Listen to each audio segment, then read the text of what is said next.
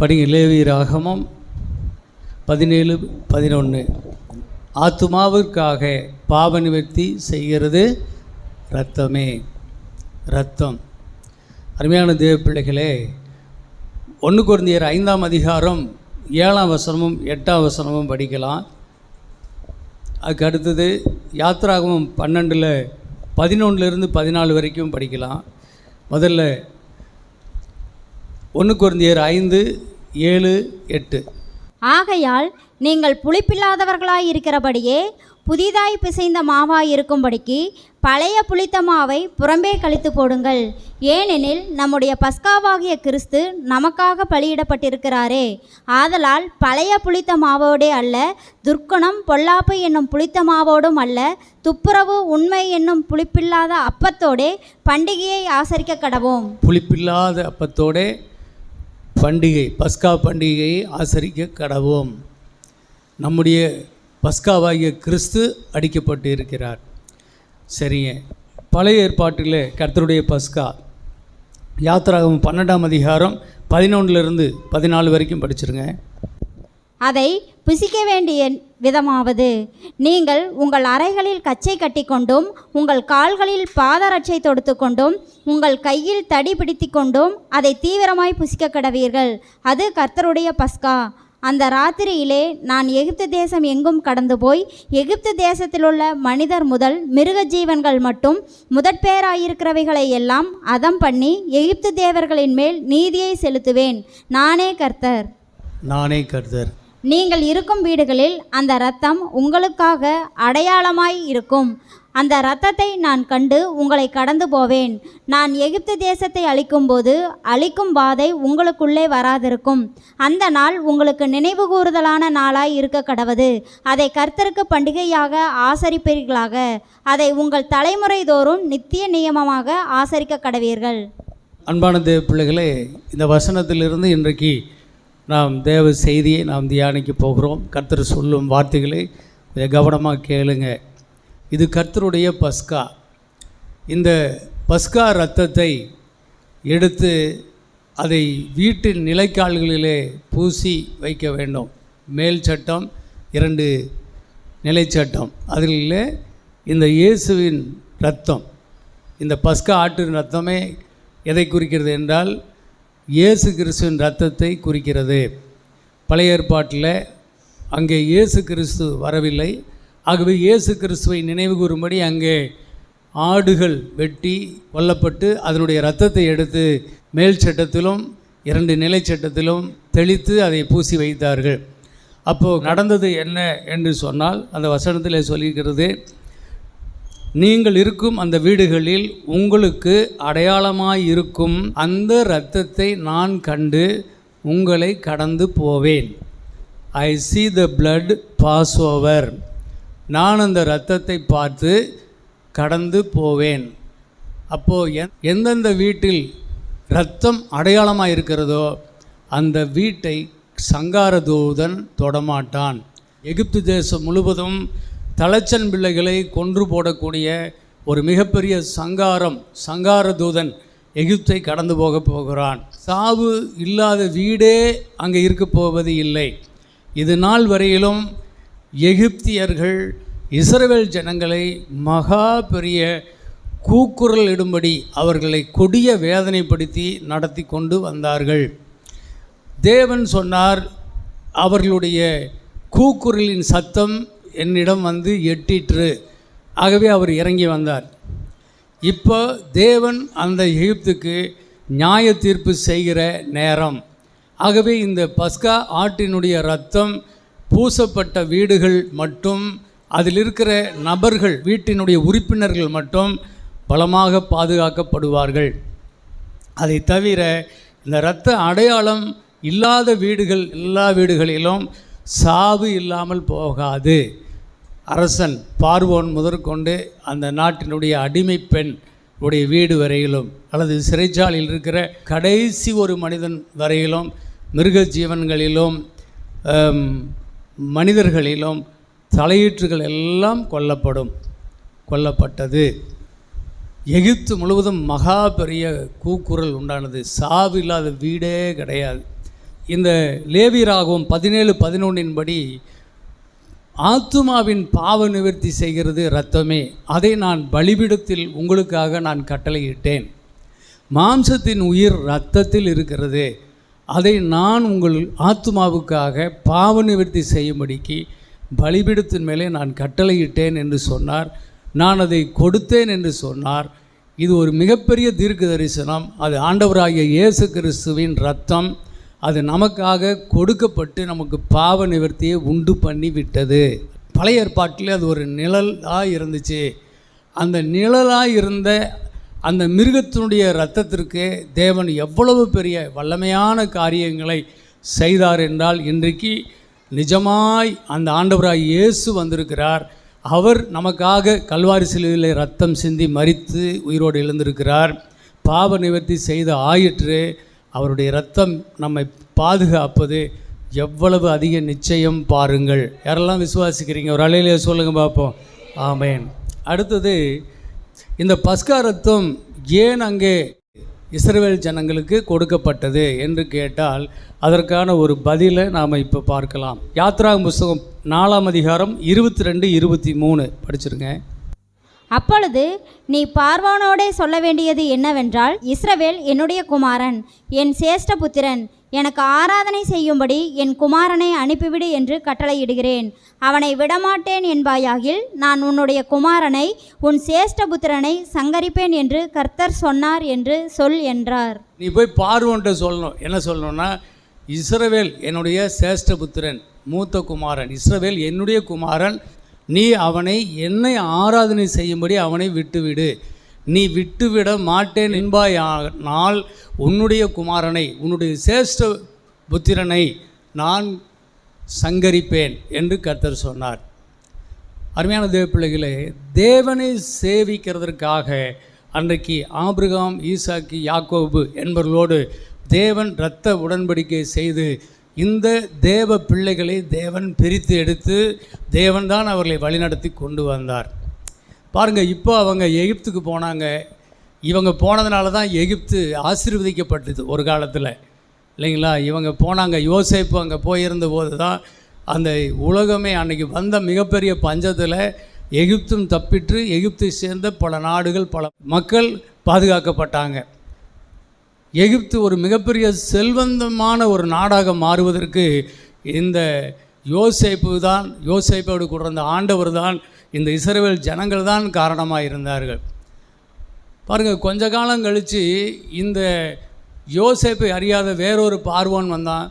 அவனை தொடர்ந்து சில பார்வோன்கள் வந்தாங்க. அவங்கெல்லாம் யோசேப்போடு இருந்து தேவன் தேசத்துக்கு செய்த எந்த நன்மையும் அவர்கள் நினைக்கல. இந்த ஜனம் வந்து சிக்கிச்சிரா அப்படின்னு சொல்லி அவர்களை தங்களுக்கு அடிமைகளாக்கி கொண்டார்கள். அந்த இஸ்ரவேல் ஜனங்களை பார்வோனை சேவிக்கிற மக்களாக அவர்கள் வைத்து கொண்டார்கள். மகா பெரிய பாவம் அங்கே. ஆனால் இந்த ஜனமோ மெய்யாகவே இவர்கள் ஆபிரகாம், ஈசாக்கு, யாக்கோபின் அற்புதமான தேவனுடைய பிள்ளைகள். பாருங்கள், இவர்கள் நீ ஆராதிக்க நீ அவர்களை அனுப்பிவிடு பார்வோனே என்று சொன்னால் அவன் முடியாது அப்படின்னு சொல்கிறான். அந்த கடவுள் யார், அந்த கர்த்தர் யார் எனக்கு தெரியாது, அவருக்கு நான் ஏன் பயப்படணும்? அவர் சொன்னார்னா நான் விட்டுறணுமா? அப்படியெல்லாம் விட முடியாது, போய் ஒழுங்காக வேலையை பாருங்கள் அப்படின்னு சொல்லி அவன் முன்னே காட்டிலும் அதிகமாக இஸ்ரவேல் ஜனங்களை வேலை வாங்கினான், கொடுமையாக பாடுகளை படுத்துகிறான். சொல்லுகிறார், அவர்கள் என்னுடைய குமாரர்கள், என்னுடைய குமார்த்திகள், அவர் என்னுடைய சேஷ்டபுத்திரம், நீ அவர்களை விட்டுவிடு என்று சொன்னால் முடியாது. அவர்கள் என் அடிமைகள், அவர்களை நான் விடமாட்டேன் அப்படின்னு சொல்கிறான்னா அவன் எவ்வளோ பெரிய ஆணவம் பிடிச்சவன், எவ்வளோ பெரிய திமிரு பிடிச்சவன் பாருங்கள். அப்போது அவன் இஸ்ரவேல் ஜனங்களை மட்டும் அடிமைப்படுத்தலை, கர்த்தரையே அவன் அடிமையாக்குறதுக்கு சமமாக இருக்குது அது. ஆனால் கர்த்தர் எவங்கையிலையும் அடிமையாகவே மாட்டார். அல்லேலூயா. மேலே கூட பார்க்குறோம், இயேசு கிறிஸ்து ராஜாதி ராஜா, கர்த்தாதி கர்த்தா. வெளிப்படுதல் 19:16. ஆமாம், அவர் ராஜாதி ராஜா, கர்த்தாதி கர்த்தாவாக இருக்கிறார். அல்லேலூயா. எவனுக்கும் அவர் அடிமையாக மாட்டார். அப்போது அவருடைய பிள்ளைகளை ஒரு இடத்துல அடிமைகளாக விட்டுட்டு அவர்கள் அடிமைகளாக இருக்கட்டுன்னு பார்த்துக்கிட்டு இருப்பாரா? கர்த்தர் எல்லா நாளும் அப்படி இருக்க மாட்டார். தேவன் இப்பொழுது நியாயந்து இருக்கும்படியான நேரம் வேலை வந்தது. கர்த்தர் அவனை தோற்கடித்து ஒரு மகா பெரிய சேனையாக இஸ்ரவேல் ஜனங்களை புறப்பட பண்ணுகிறார். பாருங்கள், இதெல்லாம் எதுக்கு அடையாளமாக இருக்குதுன்னு சொன்னால், இன்றைய உலகத்தில் எகிப்து தான் மிகப்பெரிய சர்வதிகாரம் உள்ள மிகப்பெரிய ஒரு சக்தி வாய்ந்த ஒரு நாடு. அதில் போய் இஸ்ரவேல் ஜனங்க மாட்டிக்கிட்டாங்க. எந்த மனுஷனும் எந்த ராஜாவும் எந்த உலக வல்லரசுகளும் போய் அங்கே மீட்கவே முடியாத ஒரு மிகப்பெரிய ஒரு அடிமைத்தனம் தான் இஸ்ரவேல் மக்களுக்கு உண்டாயிருந்தது. ஆனால் அந்த அடிமைத்தனத்திலிருந்து தேவன் இந்த பஸ்கா ஆட்டுக்குட்டியின் இரத்தம் சிந்தப்பட்ட அந்த நாளில் எகிப்தை கர்த்தர் கீழ்ப்படுத்தி அந்த ராஜாவை அவனுடைய வல்லமையை முறியடித்து அவனே இந்த ஜனங்களை போயிட்டு வாங்க சாமி அப்படின்னு வெளியில் கும்பிட்டு அனுப்புகிறான்னா அந்த அளவுக்கு தேவன் அங்கே செய்தார். அல்லேலூயா. இது எதற்கு அடையாளமாக இருக்குதுன்னு சொன்னால், இந்த பாவ உலகத்தில் பிசாசுன்னு ஒருத்தர் இருக்கிறான், இருளின் சக்தி. அவன் இந்த முழு உலகத்தையும் முழு மக்களையும் தேவனுடைய சாயல் ரூபத்தில் இருக்கிற எல்லா மக்களையும் அவன் தனக்கு அடிமைகளாக்கி இருளின் ராஜ்யத்துக்குள்ளே வச்சு அவன் ஆளுகை செய்து கொண்டு இருக்கிறான். ஆகவே அவர்கள் எல்லாம் விடுதலை செய்யணும், அதுதான் தேவனுடைய நோக்கம். பாருங்கள், இயேசு மனுஷனாய் வந்தபோது கூட பிசாசு என்ன செஞ்சான்? அவரை ஒரு உயர்ந்த மலையின் உச்சியில் கொண்டு போய் உலகத்தினுடைய சகல மகிமைகளையும் ராஜ்யங்களையும் மகிமைகளையும் காட்டிட்டு, நீ என்னை விழுந்து சாஷ்டாங்கமாய் விழுந்து என்னை வணங்கி என்னை ஆராதித்து விட்டால் போதும், இவைகளெல்லாம் நான் உனக்கே தந்துடுறேன் அப்படின்னு சொன்னான். அப்போ இயேசு சொன்னார், உன் தேவனாய கர்த்தர் ஒருவரை மட்டும் ஆராதித்து அவர் ஒருவருக்கே ஆராதனை செய்வாயாக என்று எழுதியிருக்கிறதே. அப்பாலே போ சாத்தானே என்று சொல்லி பிசாசை துரத்தி அடித்தார். அப்போ இந்த உலகத்தில் பிசாசு ஒருத்தர் இருக்கிறான். அவன் என்ன செய்கிறான்? தேவனை ஜனங்கள் முழு மனதோடு முழு ஆத்மாவோடு முழு பலத்தோடு ஆராதிக்க கூடாதபடிக்கு அந்த மக்களை அவன் தன்னுடைய மாயத்தினால் தன்னுடைய தந்திரத்தினால் மக்களுடைய மனக்கண்களை குருடாக்கி அவர்களை தேவனை ஆராதிக்க விடாதபடி, தேவனுடைய சுவிசேஷம் நற்செய்தி அவர்களுக்குள்ளே போகாதபடி மக்களை குருடாக்கி வைத்து அவன் தன்வசப்படுத்தி கொண்டு அவன் இருக்கின்றான். ஆகவே இது மகா பெரிய ஒரு கொடுமை. இதை வெல்ல வேண்டும். இந்த பிசாசை வென்று ஜனங்களை விடுதலையாக்கி அவர்கள் எல்லாரும் தேவனை ஆராதிக்கிற மக்களாக மாற்ற வேண்டும். அல்லேலூயா. அதுதான் தேவனுடைய மிகப்பெரிய ஒரு நோக்கம். அப்போ இந்த எகிப்து தேசத்தில் நடந்த இஸ்ரவேல் ஜனங்கள் பார்வோன் அங்கே நடந்த ஒரு சங்காரம், அங்கிருந்த ஒரு மீட்பு, இது எல்லாம் எதை குறிக்கிறது என்றால், இங்கே புதிய உடன்படிக்கையில் இயேசு கிறிஸ்து இந்த முழு உலகத்தின் மக்களையும் விடுதலை செய்கின்ற ஒரு காரியத்திற்கான ஒரு முன்னடையாளம். அதனால் நாம் அதை கண்டிப்பாக நினைவு கூற வேண்டி இருக்கிறது. ஆண்டவர் சொன்னார், இந்த பார்வோன் அவ்வளவு சீக்கிரமாக இந்த ஜனங்களை விட்டு விட மாட்டான். ஏன்னு சொன்னால், அவன் என்னுடைய கைபலனை என்னுடைய வல்லமையை பார்க்காமல் அவன் உங்களை விடமாட்டான். நான் அவனுக்கு என்னுடைய வல்லமை என்னன்னு காட்டுவேன் என்று கர்த்தர் சொன்னார். மீட்பர் இருக்கிறாரு, அவர் தன்னுடைய வல்லமையை காட்டுவார், பிசாசை அடக்குவார். அல்லேலூயா. பார்வோனை அடக்குனார்ல, அப்போ மொல்லமாக கொஞ்சம் கொஞ்சமாக அவருடைய வல்லமையை வெளிப்படுத்துகிறார். ஆமாம், முதல்ல மோசே கையில் இருக்கிற ஒரு கோலை கீழே போட்டான். ஆமாம், அது பாம்பாக மாறிச்சு. அப்புறம் கொஞ்ச நேரம் கழித்து பார்வோனுடைய மந்திரவாதிகளும் கோலை கீழே போட்டாங்க, எல்லாம் பாம்பாக மாறிச்சு. ஜனங்கள் எல்லாரும் பார்வோன் அரண்மனையில் கேட்கன்னு சிரிக்கிறாங்க.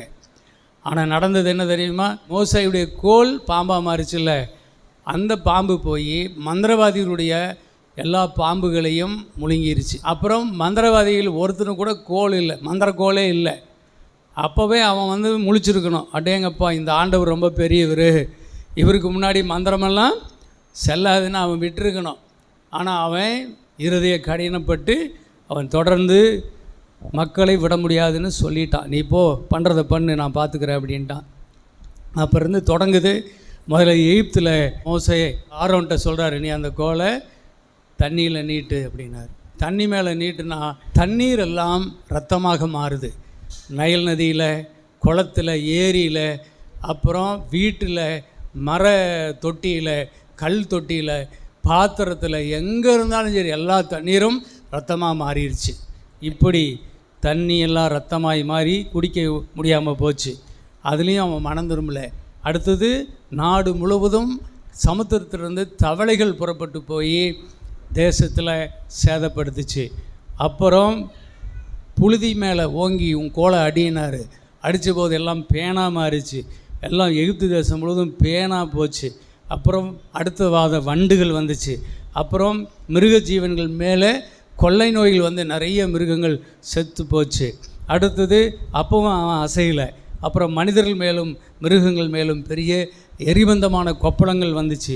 அப்புறம் அவன் கெஞ்சுவான் வந்து, மோசே இந்த ஒரு விஷயம் நான் மன்னிச்சிரு, நான் இனிமேல் இப்படி பண்ண மாட்டேன், நான் உங்கள் ஜனங்களை விட்டுடுறேன் அப்படின்னு சொன்னான். அப்படியே கொஞ்சம் கொஞ்சமாக அவனுக்கு திமிரு, அவன் ஆணவமெல்லாம் அடங்குச்சு. அப்படியே சரின்னு சொல்லி அப்புறம் போய் ஜெபம் பண்ணால் எரிபந்தமெல்லாம் போயிடுச்சு. அப்புறம் மறுபடியும் பழையபடி ஆகிட்டான், கல்லஞ்சக்காரன் ஆகிட்டான்.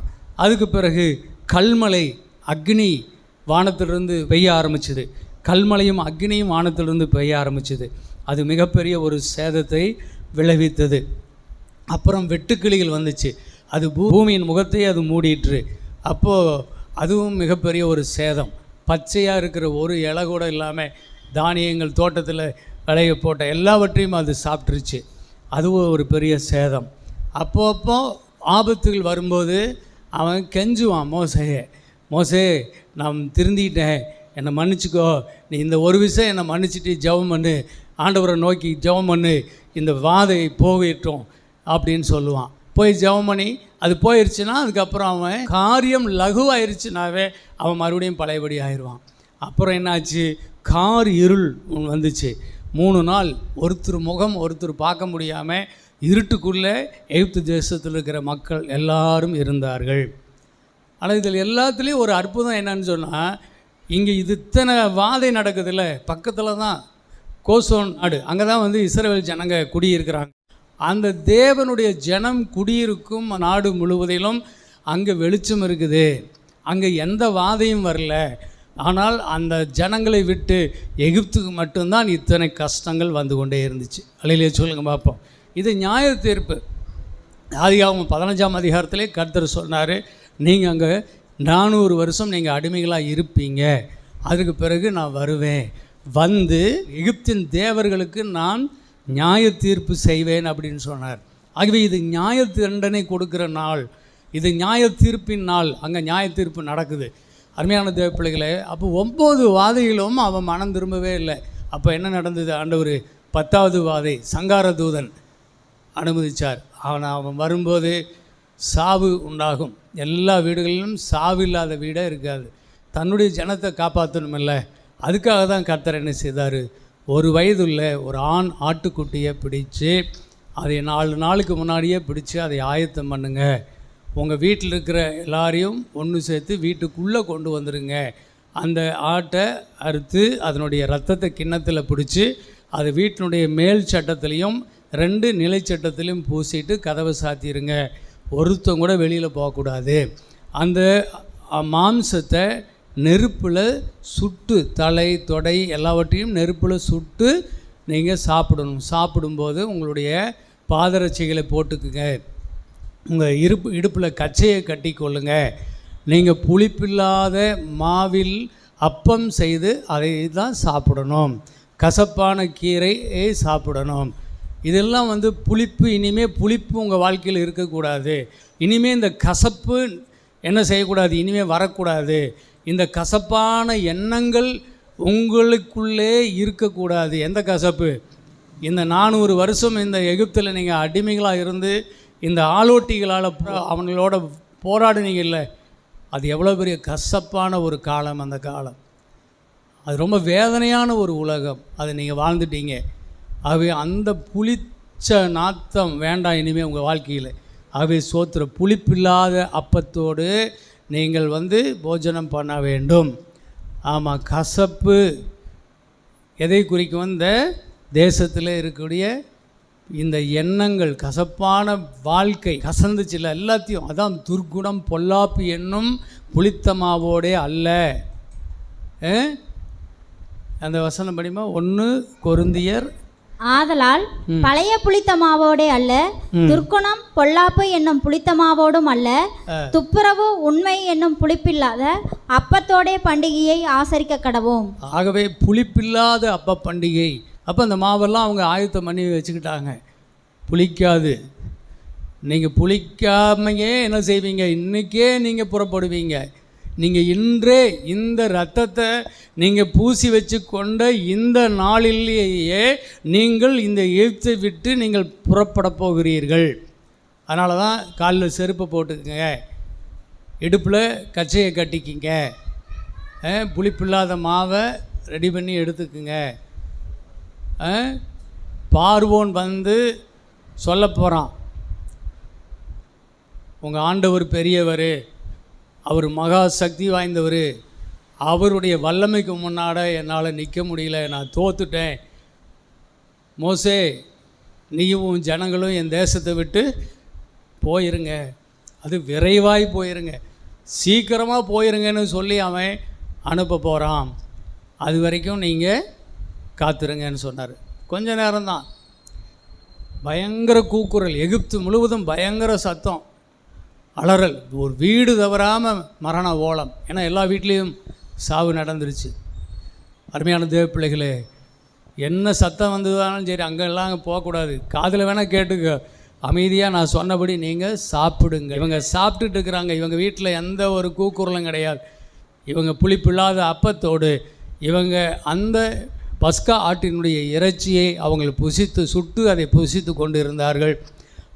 ஆனால் இவர்கள் பாதுகாப்பான இரத்த கோட்டைக்குள் இருக்கிறார்கள். எகிப்தில் இருக்கிற மக்களோ மகா பெரிய வேதனையிலே அகப்பட்டு கொண்டார்கள். எகிப்து முழுவதும் மகா பெரிய கூக்குரல் உண்டானது. இதுதான் நியாய தண்டனை. இவ்வளோ நாளாக என் ஜனங்களை நீ கூக்குரலிட வச்சே இல்லை, என் மக்களை கதற வச்சே இல்லை, இப்போ உங்களுக்கு அந்த கூக்குரல். எகிப்தின் தேவர்கள், எகிப்தின் பார்வோன், எகிப்தின் ஜனங்கள், வீடுகள் எல்லாரும் அந்த கூக்குரலை இட்டு அவர்கள் அந்த தண்டனையை அனுபவித்து கொண்டிருக்கிறார்கள். அருமையான தேவ பிள்ளைகளே, இந்த இரத்தம் பூசப்பட்டிருந்த வீடுகள் தான் பாதுகாக்கப்பட்டது. அவர்கள் அந்த நாளிலேயே மகா பெரிய திரள் கூட்டமாய் எகிப்தை விட்டு புறப்பட்டு அவர்கள் வெளியே போனார்கள். கர்த்தர் அவங்களை அனுப்பினார். அவங்க வெள்ளி உடைமைகள், பொன்னுடைமைகள் அப்படியே அவங்களுக்கு போய் நீங்கள் எல்லார்ட்டையும் கேட்டு வாங்கிக்கிங்கன்னு சொன்னார். கேட்டால் அவெல்லாம் அள்ளி கொடுக்குறான், கும்பிடுறான். கடவுள் அப்படி ஒரு மரியாதை கொடுக்குறான். இவ்வளோ நாள் அவங்கள அற்பமாக நினச்சவன் இன்றைக்கி அவங்கள அப்படி ஒரு சாமியாக கும்பிட்டு வேணுங்கிறதெல்லாம் அள்ளி கொடுத்து இஸ்ரவேல் ஜனங்களை, அந்த எகிப்து மக்கள் உடனடியாக நீங்கள் போங்க, நீங்கள் போய் கடவுளை ஆராதிங்க அப்படின்னு சொல்லி அவங்கள அனுப்பி வைத்தார்கள். அதுதான் கர்த்தர், அதுதான் பஸ்கா ஆட்டுக்குட்டி செய்யும், ஆட்டுக்குட்டியின் ரத்தம் செய்யும் வல்லமை.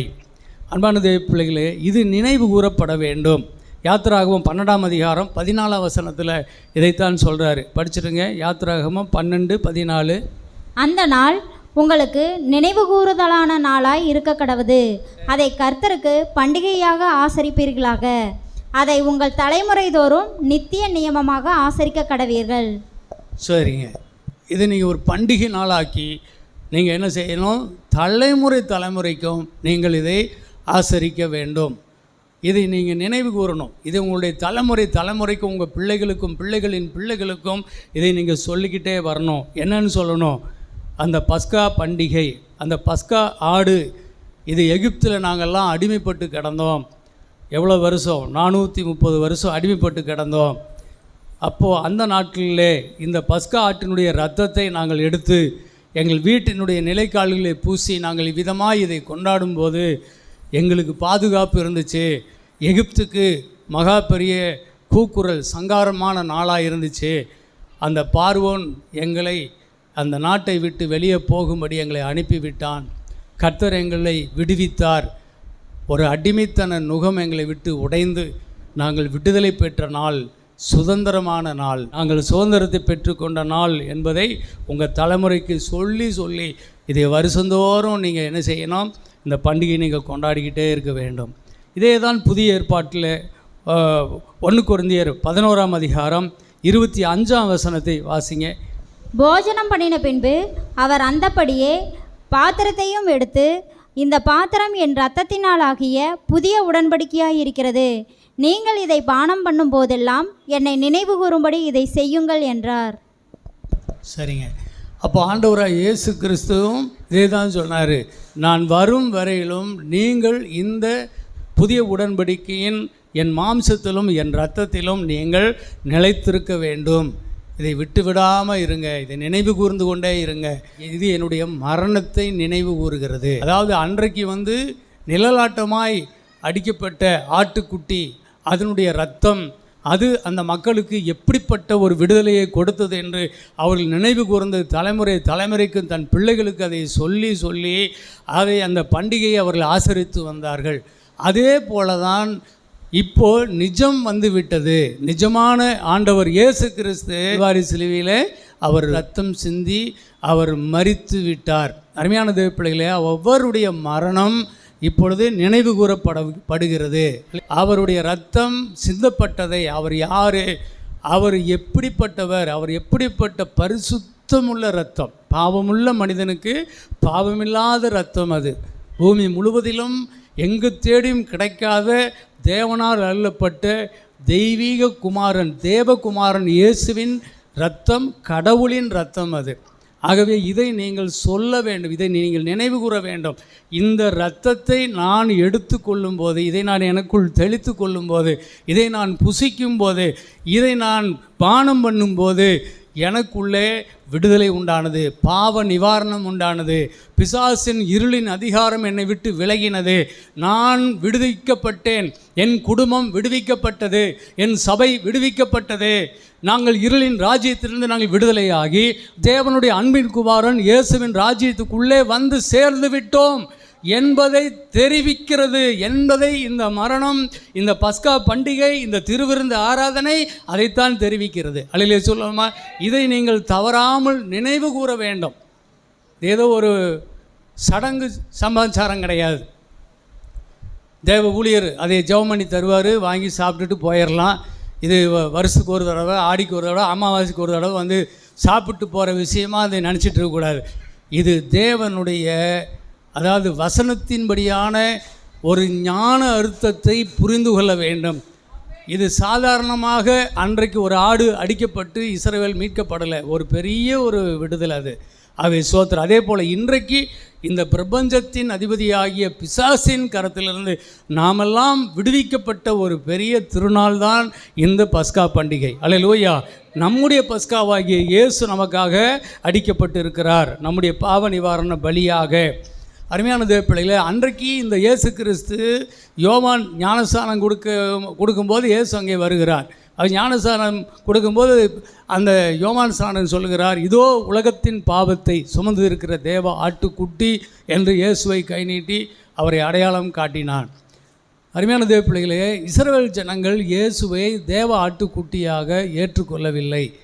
அவர்கள் மேசியாவை எதிர்பார்த்து கொண்டிருந்தார்கள். மேசியா, ஒரு ராஜா வருவார், நாங்கள் அடிமைத்தனத்தில் இருக்கின்றோம், இந்த ரோம பேரரசு எங்களை மிகவும் அடிமைப்படுத்தி எங்களை ஆண்டு கொண்டு வருகிறார்கள், இதிலிருந்து எங்களை விடுவிக்க இந்த ரோம பேரரசு தான் அன்றைக்கி உலகம் முழுவதும், அன்றைக்கி இருந்த பார்வோன் மாதிரி அன்றைக்கி இருந்த ரோம பேரரசு, அவர்கள் இஸ்ரவேலை ஆண்டு கொண்டிருக்கிறார்கள். அப்போ மேசியா வருவார், அவர் வந்து கத்தி எடுத்து யுத்தம் பண்ணி அந்த ரோம பேரரசை வீழ்த்தி எங்களெல்லாம் ரட்சிப்பார் என்று அவர்கள் அப்படிப்பட்ட ஒரு மேசியாவைத்தான் எதிர்பார்த்து கொண்டிருந்தார்கள். ஆனால் இந்த இயேசு கிறிஸ்து மேசியா, இவர்தான் மெய்யான மேசியா. ஆனால் இவர் வந்த பொழுது இவர் கத்தி எடுத்து யுத்தம் பண்ணுகிறாரே வரல, இவர் உலகத்தின் பாவத்தை சுமந்து தீர்க்கிற தேவ ஆட்டுக்குட்டியாக வெளிப்பட்டார். அல்லேலூயா சொல்லுவோமா? இவர் இயேசு கிறிஸ்து, இவர் உலகத்தின் பாவத்தை சுமந்து தீர்த்தபடியினாலே இன்றைக்கு இஸ்ரவேலருடைய பாவத்தையும் முழு உலகத்தின் பாவத்தையும் நிவர்த்தி செய்கிற சர்வாங்க பாவ நிவாரண பலியாக இயேசு இருந்து இன்றைக்கி உலகம் முழுவதும் உள்ள மக்களையும் ரட்சித்து கொண்டு இருக்கின்றார். கர்த்தராகிய இயேசுவின் ரத்தத்தை விசுவாசிக்கிற பிள்ளைகளுக்கு இன்றைக்கும் தேவன் அதை தந்து கொண்டு தான் இருக்கிறார். அருமையான தேவ பிள்ளைகளே, இது இந்த ரத்தம் பலி இதெல்லாம் ரொம்ப கஷ்டமாக இருக்குது. என்ன எப்போ பார்த்தாலும் ரத்தத்தை பற்றி பேசிகிட்டே இருந்தால் ரொம்ப கஷ்டம். இது ஒரு கொடூரம், இது ஒரு காட்டி மிராண்டித்தனம். இன்றைக்கி சிலருக்கெல்லாம் கொஞ்சம் ஒரு 2 சொட்டு ரத்தத்தை பார்த்தாவே மயக்கமே வந்துடும். அப்படிப்பட்ட ஒரு மக்கள் உள்ள இடத்துல ரத்தத்தை பற்றி பேசுனா எப்படி, அது ஒரு கஷ்டமாக தான் இருக்கும். அது காட்டு மிராண்டித்தனமான பிரசங்கமாக தான் தெரியும். ஆனால் இந்த ரத்தம் சிந்துதல் இல்லாமல் பாவ மன்னிப்பு இல்லையே. அல்லையா சொல்லுவோமா? இதை அறிவிக்காவிட்டால் இயேசு சிந்தின ரத்தம் வீணாய் போகக்கூடாது, சிலுவை வீணாக போகக்கூடாது. சிலுவையில் அறையப்பட்ட இயேசுவை நாங்கள் உங்களுக்கு பிரசங்கிக்கிறோம், சிலுவையில் அறையப்பட்ட இயேசுவின் இரத்தத்தை நாங்கள் மேன்மை பாராட்டுகிறோம் என்று பவுல் சொல்லுகிறார்.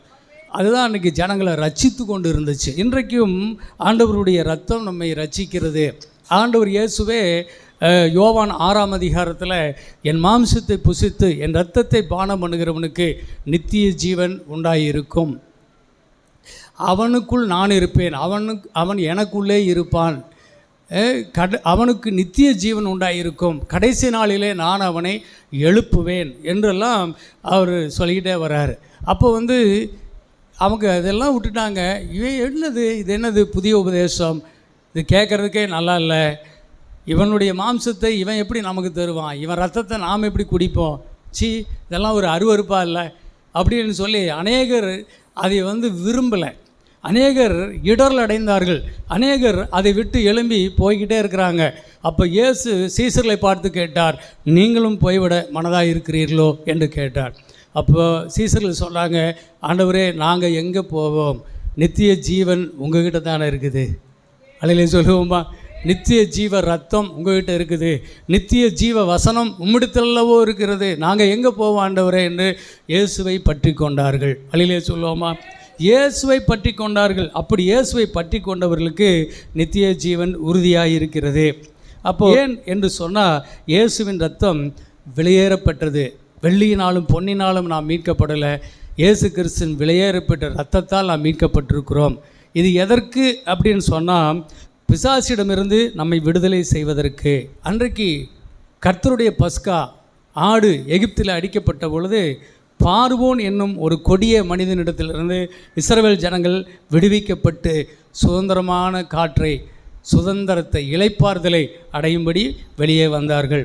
இன்றைக்கு இந்த கர்த்தராகிய இயேசு கிறிஸ்துவின் இரத்தத்தை விசுவாசித்து அதை சொந்தமாக ஏற்றுக்கொள்கிற தேவ பிள்ளைகளாகிய நமக்கு இன்றைக்கு சாத்தானுடைய இருளின் ராஜ்யத்திலிருந்து விடுதலை, நமக்கு சுதந்திரம், நமக்கு இளைப்பாறுதலை இயேசுவின் மூலம் தேவன் நமக்கு தந்து கொண்டே இருக்கிறார். அப்போ எபிரேயர் 12ஆம் அதிகாரம் 24 வாசிக்கிறோம், புதிய உடன்படிக்கையின் மத்தியஸ்தராகிய இயேசு கிறிஸ்துவிடத்தில் நாம் சேர்ந்திருக்கிறோம். ஆபேலின் ரத்தம் பேசினதை காட்டிலும் நன்மையானவைகளை பேசுகிற இரத்தமாகிய தெளிக்கப்படும் இரத்தத்தின் இடத்துல நாம் சேர்ந்திருக்கிறோம். நமக்காக பேசுகிற இரத்தம். அன்றைக்கு ஆபேலின் ரத்தம் பேசிச்சு, இன்றைக்கி நமக்காக சிந்தப்பட்ட அந்த புனித ரத்தம், இயேசுவின் ரத்தம் நமக்கு நன்மை உண்டாகும்படி பேசுகிறது. அதுக்காக தான் வரோம். நம்ம 1 யோவான் 2:1 ரட்சிக்கப்படுவதற்கு முன்பாகவும் நாம் பாவம் செய்திருந்தால் நமக்காக இயேசு கிறிஸ்து அவர் பரிந்து பேசுகிறார், அவருடைய ரத்தம் பரிந்து பேசுகிறது. நம்ம திரும்பவும் தெரியாமலோ தெரிந்தோ பாவம் செய்தாலும் அந்த ஆண்டவராய் இயேசுவின் ரத்தம் நமக்காக பரிந்து பேசுகிறது, பரிந்து பேசுகிறது. இதைத்தான் பல இடத்துல வழக்காடுகிறது. இதை ஃப்ளீடிங் என்று இங்கிலீஷில் சொல்லப்பட்டிருக்கிறது. அது ஒரு கோர்ட் வார்த்தை. அது நம்முடைய வக்கீல் நமக்காக வழக்காடி சட்டப்படி நியாயத்தை கோரி சட்டப்படி விடுதலையை, சுதந்திரத்தை அடைய செய்து நமக்கு இளைப்பாறுதலை கொடுப்பது தான். அல்லையா சொல்லுமா? அதற்காகத்தான் இயேசு நமக்காக பரிந்து பேசுகிறார். ஆகவே இயேசுவின் ஜெபம், இயேசு பேசுகிறார் அப்படிங்கன்னு அவர் பரிந்து பேசுகிறார். இங்கே எபிரேயர் 12:24 சொல்லுகிறது, அவருடைய ரத்தம் பேசுகிறது. அல்லையா சொல்லுவோமா? அவருடைய ரத்தம் நமக்காக பரிந்து பேசுகிறது. ஆகவே சோத்திரம். கிறிஸ்தவ தேவ பிள்ளைகள் நம் ஆண்டவரிடத்தில் வரும்போது அன்றைக்கு எப்படி நிலைச்சட்டத்தில் இயேசுவின் ரத்தம், ஆட்டின் ரத்தம் தெளிக்கப்பட்டு பூசப்பட்டதோ, இன்றைக்கு நம்மேலும் இயேசுவின் ரத்தம் தெளிக்கப்படுகிறது. ஒரு நாள் தேவ பிள்ளை ஒரு ஜெபம் பண்ணிட்டு நெத்தியில் ஒரு சிலுவை போட்டு அனுப்பிச்சி விட்டுட்டேன். அப்போ ஒரு பிசாசு அந்த மகளை தாக்க வந்துச்சு. அது சொல்லுது, உன்னை என்னால் தொட முடியல, உன் நெத்தியில் இயேசுவின் ரத்தம் இருக்குது, ஐயோ நான் போகிறேன்னு சொல்லி விலகி ஓடி போச்சு. அப்போ அந்த பொண்ணு என்கிட்ட சொன்னால், இந்த மாதிரி என் நெத்தியில் இயேசுவின் ரத்தம் இருக்குது, ஒரு பிசாசு சொல்லிட்டு ஓடிருச்சுங்க ஐயா அப்படின்னா. அப்போ அது எனக்கு ஒரு புது அனுபவமாக தான் இருந்துச்சு. கர்த்தருக்கு ஸ்தோத்திரம். இன்னொரு வீட்டில் நான் ஜெபம் பண்ண போகும்போது முதல்ல ஒரு பாத்திரத்தில் தண்ணி எடுத்து எல்லா பக்கம் தெளித்து விட்டேன். அப்போ அந்த பிசாசு பிடிச்சி அந்த பெண்ணை கொண்டு அங்கே முட்டி போட வச்சா அது அங்கே அலக்கழித்து உருளுது பயங்கரமாக, அழகுது பயங்கரமாக அலறுது, கத்துது. அப்போ அதைய நிறுத்தி ஏன்னு கேட்ட பொழுது இங்கெல்லாம் இயேசுவினுடைய ரத்தம், பச்சை ரத்தம் அப்படியே சிந்தி கிடக்குது, இந்த ரத்தத்தில் என்னால் இருக்க முடியல அப்படின்னு சொல்லுது. அப்போ அதெல்லாம் எனக்கு ஒரு புதிய அனுபவமாக இருந்தது. அப்போ கர்த்தருக்கு ஸ்தோத்திரம், நாம் விசுவாசிக்கிறதை தேவன் கனம் பண்ணுகிறார். அல்லேலூயா, ஆமென். இயேசுவின் இரத்தத்தை நாம் வாயில் உச்சரிக்கிறோம், இயேசுவின் இரத்தத்தை நாம் குடிக்கிறோம், இயேசுவின் இரத்தத்தை நாம் தெளிக்கிறோம். நாம் நம்மேலே, நம்முடைய உள்ளத்தில், நம்முடைய சிந்தையில், நம்முடைய கைகள் கால்களிலே நாம் இயேசுவின் இரத்தத்தை தெளித்து கொள்ள வேண்டும். அல்லேலூயா, நம்ம பிள்ளைகள் மேலே இயேசுவின் இரத்தத்தை தெளிக்கணும். மனைவி மேலே, பிள்ளைகள் மேலே இயேசுவின் இரத்தத்தை தெளிக்கிறேன் சொல்லணும், விசுவாசத்தில் சொல்லுங்கள், அவ்வளோதான். வீட்டில் மேல் இயேசுவின் இரத்தத்தை தெளிக்கிறேன் சொல்லுங்கள், சொல்லி பாருங்கள், அதுதான் நமக்கு விடுதலை. அல்லேலூயா, ஆமீன். இயேசு கிறிஸ்துவின் இரத்தத்தை தெளித்து விடுங்க, ஆமீன். அது நமக்கு பலமான பாதுகாப்பை நம்முடைய வாழ்க்கையிலே அது நமக்கு கொண்டு வரும். அது இயேசுவின் ரத்தம் என்பது ரொம்ப பிரதானமானது, ரொம்ப முக்கியமானது. வாழைப்பழம் இருக்குன்னு வச்சுக்க, பழத்தில் அது தோலை உரிச்சா தோல் முக்கியமாக, உள்ளே இருக்கிற பழம் முக்கியமா?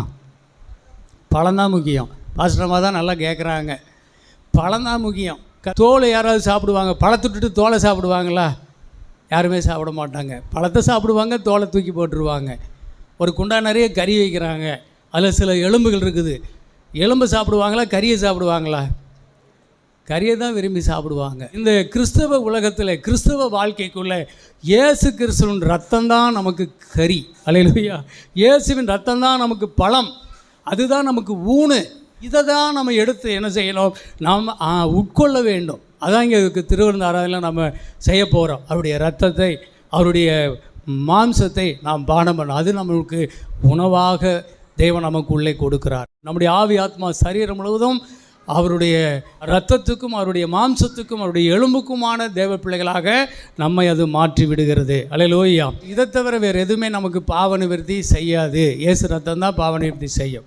அப்போ கிறிஸ்தவனாய் வாழ்வதற்கு எது முக்கியம் அப்படின்னு சொன்னால் என்ன செய்யும்? இயேசுவின் ரத்தம். சொல்லுங்கள், இயேசுவின் ரத்தம். இயேசுவின் ரத்தம் ஜெயம். சொல்லுங்கள் பார்ப்போம், இயேசுவின் ரத்தம் ஜெயம். அதை சொல்லணும், இதை வாயை விட்டு விலகக்கூடாது. இயேசுவின் ரத்தத்தை தெளிக்கிறேன்னு சொல்லுங்கள். இயேசுவின் ரத்தம் எனக்குள்ளே இருக்குது, இயேசுவின் ரத்தம் எனக்கு பலத்தை பாதுகாப்பு, அப்படி சொல்லுங்கள். அதை குறித்து மேன்மை பாராட்டுங்க, வேறு ஒன்றையும் குறித்து மேன்மை பாராட்ட வேண்டாம். சிலர் நாங்கள் கல்யாணம் பண்ணாமல் இருக்கிறேன், இயேசு எங்கள் கூட இருக்கிறாரு, பலமான பெரிய சக்தி வாய்ந்தவனானு அப்படின்னு நினச்சிக்கிறாங்க. அப்படியெல்லாம் ஒன்றும் கிடையாது. வெள்ளைச்சட்டை, என்ன மாதிரி வெள்ளைச்சட்டை சிலுவை போட்டிருந்தா பெரிய ஆள், அப்படியெல்லாம் இல்லை. இதெல்லாம் இருக்கலாம், ஆனால் எனக்குள்ளே இயேசு ரத்தம் தான் பலன். அல்லேலூயா சொல்லாமா? ஆமேன். இதெல்லாம் கிடையாது. இதெல்லாத்தை விட எனக்குள்ளே இருக்கிற இயேசுவின் ரத்தம். அல்லேலூயா. அந்த ரத்தம் இல்லைன்னா இதெல்லாம் வெறும் தொப்பை, தோல், வாழைப்பழத்தில் இருக்கிற தொப்பைக்கு சமானம் இதெல்லாம். ஆமாம். அதனால் சோத்திரம். நான் உபவாசத்தை குறித்து மேன்மை பாராட்டுறது சில வேளையில், நான் இப்போ தான் 40 நாள் உபவாசம் பண்ணிட்டு வந்தேன் அப்படின்னு. அதெல்லாம் இல்லை, அதெல்லாம் நமக்கு பெருமை இல்லை. அதெல்லாம் விட இயேசுவின் இரத்தத்தில் பழக்கம் உள்ள பிள்ளையா, இயேசுவின் இரத்தத்தில் நீ வாழ்கிறாயா, இயேசுவின் இரத்தமாகிய ஊனில் நீ நிலைத்திருக்கிறாயா? ரத்தம் ரத்தம் ரத்தம் அது உன்னோடு ஆவி ஆத்மா சரீரத்தில் கலந்திருந்தால் அது உனக்குள் பலன் வல்லமையான கிரிகளை செய்யும். அல்லேலூயா. அதுதான் பெரிய விஷயம். அருமையான தேவ பிள்ளைகளை கவனிங்க. தொட்டனான ஒரு மந்திரவாதி, அவர்கிட்ட ஒரு பொண்ணுக்கு மந்திரம் செய்ய சொல்லி ஒருத்தர் காசு கொடுத்துட்டு போயிட்டான். சரின்னா அந்த பொண்ணை தேடி அவர் பிசாசுகளை அனுப்புகிறாரு. அவங்ககிட்ட இருக்கிற பெரிய பிசாசு ஒவ்வொன்றா அனுப்பி பார்த்தா எல்லாம் திரும்பி வந்துருச்சு. அவன்கிட்ட ஒரு பெரிய பிசாசை ஏவி விட்றான். அது போயிட்டு திரும்பி இவங்ககிட்டயே வந்துருச்சு. இவங்ககிட்ட வந்துட்டு அது சொல்லுது, இன்னொரு தடவை அந்த வீட்டுக்கு என்னை அனுப்புனீங்கன்னா நான் உன்னை அடித்து கொன்னுருவேன், ரத்தம் சிந்தி நாக்கு வெளியே வந்து செத்துருவேன் அப்படின்னு அது பயமுறுத்துது. அப்புறம் இது ஏடா இப்படி சொல்கிறானே பிசாசு அப்படின்ட்டு நேராக என்ன நடந்தது அப்படின்னு சொல்லிட்டு இவன் ஆவியில் அங்கே போய் பார்க்குறான். பார்க்கும்போது அங்கே அந்த பெண்ணை சுற்றி ஆண்டவர் இயேசு கிறிஸ்துனுடைய ரத்தம் கோட்டையாக மகிமையாக அவளை சுற்றிலும் மூடியிருந்தது. அதனால் இந்த பிசாசினால் கிட்ட போக முடியல. அவள் ஒன்றும் பண்ணல. அவள் உட்காந்து பாத்திரங்களை எடுத்து வெளியே போட்டு வச்சு விளக்கிட்டு இருக்கிற, அவ்வளோதான். அதை பார்த்துட்டு இவளுக்கு ஒரு ஆச்சரியமாச்சு. அந்த பொண்ணோட முடியை எடுத்துகிட்டு வந்து இவன் மந்திரம் பண்ணி அந்த பேய்களை அனுப்பி விட்டா, பேயெல்லாம் போய் சுற்றி பார்த்துட்டு எரியுதான். அந்த பொண்ணுக்கிட்ட போக முடியல, திருப்பி அந்த மந்திரவாதிக்கிட்டே வந்துருச்சு. அப்போ அந்த மந்திரவாதி சொன்னான், அப்போது என் மையெல்லாம் பொய், என் மந்திரமெல்லாம் பொய், இந்த பொண்ணுக்கிட்ட இருக்கிற இயேசு தான் மெய் அப்படின்னு சொல்லி அன்னைக்கு அவர் மனம் திரும்பின மந்திரவாதி இயேசுவின் ஊழியக்காரராய் மாறினார். அலையிலே சொல்லுங்க பார்ப்போம். ஆமேன். இன்றைக்கி இயேசு கிறிஸ்துவினுடைய பிள்ளைகளுக்கு தான் ரொம்ப சந்தேகம். இயேசுவின் ரத்தத்தையெல்லாம் நம்புகிறாங்க, ஆனால் என்ன செய்யலை, ஒரு சின்ன ஒரு எலுமிச்சங்காய், ஒரு மந்திரம் பண்ண ஒரு குங்குமமோ ஒரு திருநீரோ அல்லது ஒரு எலுமிச்சை மரத்தையும் ஒரு மிளகாயவோ பார்த்துட்டா போதும், அவ்வளோதான் அப்படியே அள்ளு விட்டுறது எல்லாத்துக்கும். அப்படியே பயந்து சாவறாங்க விசுவாசிங்க. தேவ பிள்ளைகளே, இயேசுவின் ரத்தம் மகா பெரிய சக்தி வாய்ந்தது. அதுக்கு முன்னாடி ஒன்றுமே நிற்க முடியாது. அலையிலே சொல்லுங்க பார்ப்போம். வட இந்தியாவில் ஒரு பெரிய மந்திரவாதி, அவன் அந்த ஊரில் ஊழியம் செய்கிற ஒரு விசுவாசி அம்மா, ஒரு மிஷினரி அம்மா ஊழியம் பண்ணிகிட்டு இருக்குது. அதுக்கிட்ட ஒரு சவால் விட்டுட்டான். அவன் தான் அந்த ஊரில் பெரிய கிங்காக இருந்தான். அப்போ திடீர்னு என்ன பண்ணிட்டான், அந்த அம்மாவில் ஒரு நாள் ஊரை கூட்டி ஒரு சவால் விட்றான். நான் பூமியிலிருந்து 8 அடி உயரத்துக்கு நான் அப்படியே எழும்பி மேலே நிற்பேன் அந்தரங்கத்தில். அது மாதிரி இயேசு உன்னை எழுப்பி நிற்க வைப்பாரா? அப்படி நின்றுட்டிங்கன்னா நீ இந்த ஊரில் இரு, நான் ஊரை விட்டு வெளியே போயிடுறேன். அப்படி நீ உன்னால் முடியலன்னா நீ எனக்கு அடிமை, நீ இந்த ஊர்லேயே இருக்கக்கூடாது, இந்த ஊரில் நான் மட்டும்தான் இருப்பேன் அப்படின்னு சொல்லி மக்களை கூட்டி ஒரு நாள் தேதி குறித்து சம்மதிச்சிட்டான். போயிட்டாங்க. ஒரே திறன் நிற்குது. நம்ம முன்னாடி அந்த சம்பவம் நடக்குது. 2 பக்கம் ஸ்டூல் போட்டு நடுவில் அவள் படுக்கிறான். அப்படியே கொஞ்சம் நேரம் கழிச்சு அப்படியே 8 அடி உயரத்துக்கு எந்திரிச்சு மேலே போயிட்டான். ஆனால் அவன் தான் நிற்கிறான். இந்த அம்மா பார்த்துச்சு. அந்த அம்மாவுக்கு இது ஒரு மாதிரி இருந்துச்சு. இது என்னடா இப்படி ஜனங்கள்லாம் பயங்கரமாக கை தட்டுறாங்க, ஆன்னு கை தட்டுறாங்க. என்னம்மா செய், நீயும் பண்ணு, இல்லைன்னா ஊரை விட்டு நீ போக வேண்டியதாக இருக்கும் அப்படின்னு சொன்னாங்க. நம்ம சொன்னாங்க, எனக்கு இந்த மந்திரமெல்லாம் தெரியாது, ஆனால் இயேசு தெரியும், இயேசுவின் ரத்தம் தெரியும், இயேசு கிறிஸ்துவின் நாமத்தினால இந்த மந்திரவாதியினுடைய மந்திரக்கட்டை நான் எனக்கு உடைக்க முடியும் அப்படின்னு சொல்லிட்டு எல்லாருக்கும் முன்னாடி எழும்பி போய் இயேசு கிறிஸ்துவின் நாமத்தில் இந்த மந்திரவாதிக்குள்ளே இருக்கிற அந்த மந்திரத்தின் வல்லமையை இந்த கட்டை நான் உடைக்கிறேன் அப்படின்னு சொல்லி சத்தம் போட்டு சொல்லிச்சு. 8 அடி உயரத்துலேருந்து அந்த ஆள் அப்படியே பொத்துன்னு விழுந்தான் பாருங்க. மண்டை அடிபட்டு தெரிச்சு எந்திரிச்சு பயந்து அந்த இடத்த விட்டு ஓடியே போயிட்டான். அப்போது ஜனங்கள்லாம் சொன்னாங்க, இயேசுவே ஆண்டவர், அல்லேலூயா, இயேசுவே ஆண்டவர். அப்போ இங்கே எகிப்தில் தான் நடந்துச்சு. ஒவ்வொரு விஷயம் இவங்க எதை பண்ணுறாங்க அதெல்லாம் மந்திரவாதியும் பண்ணுறான்.